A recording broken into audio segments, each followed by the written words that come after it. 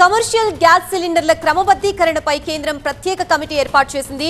రీప్రయారిటైజ్ చేసి పరిస్థితిని చక్కదిద్దేందుకు ప్రయత్నాలు చేస్తోంది. ప్రస్తుతానికి ప్రాధాన్యత క్రమంలో గ్యాస్ సరఫరాకి ఆదేశాలు జారీ చేసింది.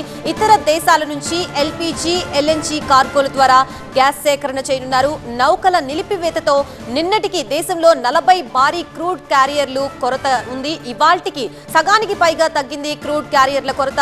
సాధ్యమైనంత త్వరలో పరిస్థితిని చక్కదిద్దేందుకు మోదీ ఆదేశాలు జారీ చేశారు. పార్లమెంట్లో ప్రధాని మోదీ అధ్యక్షతన కీలక సమావేశం జరిగింది. పశ్చిమాసియా యుద్ధం కారణంగా దేశంలో నెలకొన్న వంట గ్యాస్ సంక్షోభంతో పాటు పెట్రోలియం ధరలపై సమావేశంలో చర్చించారు. ఈ సమావేశానికి పెట్రోలియం శాఖ మంత్రి హర్దీప్ సింగ్ పూరితో పాటు విదేశాంగ శాఖ మంత్రి జైశంకర్ హాజరయ్యారు. ప్రస్తుతానికి డొమెస్టిక్ సిలిండర్ల కొరత లేకపోయినా కమర్షియల్ గ్యాస్ సిలిండర్లపై మాత్రం ఆంక్షలు అమలవుతున్నాయి. ముంబై, బెంగళూరు, ఢిల్లీతో పాటు ఇప్పటికే పలు నగరాల్లో గ్యాస్ కొరత కారణంగా హోటళ్లు తీవ్ర ఇబ్బందులు ఎదుర్కొంటున్నాయి. గత 6 నెలల్లో ఉత్పత్తి అయిన కమర్షియల్ సిఎన్జీలో వినియోగదారులకి ఇప్పుడు 20% కోత విధిస్తున్నట్లు ప్రభుత్వం గెజిట్లో ప్రకటించింది. గ్యాస్ గ్రిడ్ కి అనుసంధానమైన తేయాకు పరిశ్రమలు, తయారీ, పారిశ్రామిక రంగాలకి గత నెలలో సగటున 20% సిఎన్జీ కోత విధిస్తున్నట్లు కేంద్రం తెలిపింది. ఎరువుల కర్మాగారాలకి గ్యాస్ సరఫరాలో 30% సిఎన్జీ కోత విధిస్తారు. అయితే ఈ ఆంక్షల్ని అతి త్వరలో ఎత్తేసి మళ్లీ పరిస్థితిని చక్కదిద్దేందుకు ప్రభుత్వం ప్రయత్నాలు చేస్తోంది.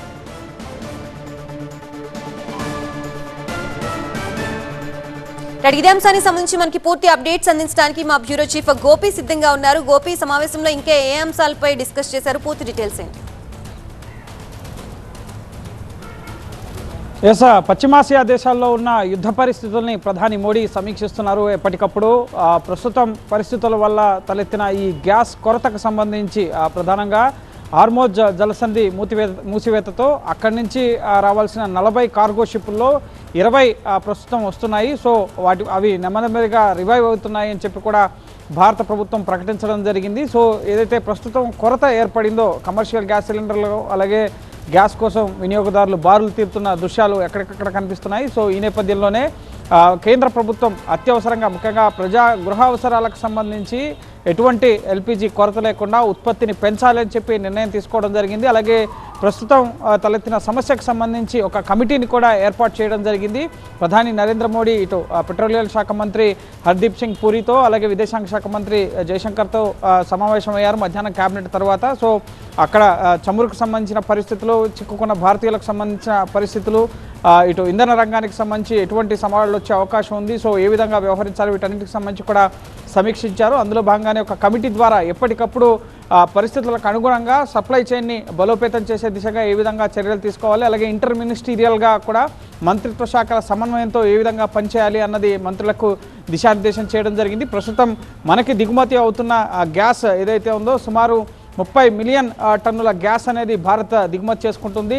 ఇటు ఖతార్ నుంచి అత్యధికంగా వస్తుంది, 11 నుంచి 12 మిలియన్ టన్నుల గ్యాస్ ఖతార్ నుంచి వస్తుంది. అలాగే నెక్స్ట్ యూఏఈ నుంచి ముఖ్యంగా 2వ స్థానంలో ఉంది, అలాగే 3వ స్థానంలో అమెరికా ఉంది. సో ఇప్పుడు ప్రస్తుతం గల్ఫ్ దేశాల్లో మిగతా దేశాలు ఒమన్, అలాగే నైజీరియా, ఈ దేశాల నుంచి కూడా వస్తుంది. అలాగే ఇప్పుడు కొత్తగా ఆస్ట్రేలియా, అలాగే యూకే, అమెరికా నుంచి గ్యాస్ దిగుమతుల్ని పెంచుకోవాలి అని చెప్పి భారత ప్రభుత్వం నిర్ణయించడం జరిగింది. సో మిగతా దేశాల నుంచి కూడా భారత్ గ్యాస్ అవసరాన్ని తీర్చేలా, ముఖ్యంగా వినియోగదారులు ఎటువంటి ఇబ్బందులు పడకుండా ఉండే విధంగా ఇప్పటికే ఎసెన్షియల్ కమోడిటీస్ యాక్ట్ని అమలు చేస్తూ నిర్ణయం తీసుకోవడం జరిగింది.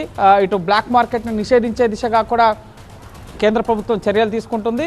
అలాగే ముఖ్యంగా ప్రయారిటీ వైజ్గా ముఖ్యంగా హోటల్స్, రెస్టారెంట్స్, వీటికి ముఖ్యంగా కమర్షియల్ గ్యాస్ సిలిండర్స్ని సప్లై చేసే అంశాన్ని కూడా ముఖ్యంగా పూర్తిగా వారికి కూడా ఎటువంటి ఇబ్బంది కలగకుండా, ఎందుకంటే దేశవ్యాప్తంగా బెంగళూరు, ముంబై, అలాగే చెన్నై, ఇటు హైదరాబాద్, ఢిల్లీ, ఈ విధంగా అనేక నగరాల్లో రెస్టారెంట్ల పైన తీవ్ర ప్రభావం పడుతుంది. కమర్షియల్ గ్యాస్ అందుబాటులో లేక వాటిని మూసేసుకోవాల్సిన పరిస్థితి వస్తుంది. కాబట్టి సో వాటికి కూడా గ్యాస్ సప్లైని సరఫరా చేసేందుకు కేంద్ర ప్రభుత్వం అన్ని రకాల ఏర్పాట్లను కూడా చేస్తుంది. సో ఎక్కడా కూడా బ్లాక్ మార్కెట్కి అవకాశం లేకుండా, అలాగే ఇటు ఆయిల్ కంపెనీస్కి కూడా కీలకమైన ఆదేశాలను జారీ చేయడం జరిగింది. మొదటగా గృహ అవసరాలకు, ఆ తర్వాత ఇటు ఔషధ పరిశ్రమలు, ముఖ్యంగా ప్రయారిటీ వైజ్, సెక్టార్ వైజ్గా కూడా గ్యాస్ని కేటాయించాలని చెప్పి ఆయిల్ కంపెనీలకి ఆదేశించడం జరిగింది. సో ఉత్పత్తిని పెంచుతోంది. అలాగే గల్ఫ్ దేశాల మినహా మిగతా దేశాల నుంచి గ్యాస్ ఎక్కడైతే అందుబాటులో ఉంటుందో అక్కడి నుంచి దిగుమతి చేసుకునే ప్రయత్నాలను కూడా భారత ప్రభుత్వం చేస్తూ ఈ గ్యాస్ కొరత లేకుండా చూసేందుకు అన్ని రకాల ప్రయత్నాలు కూడా చేస్తుంది.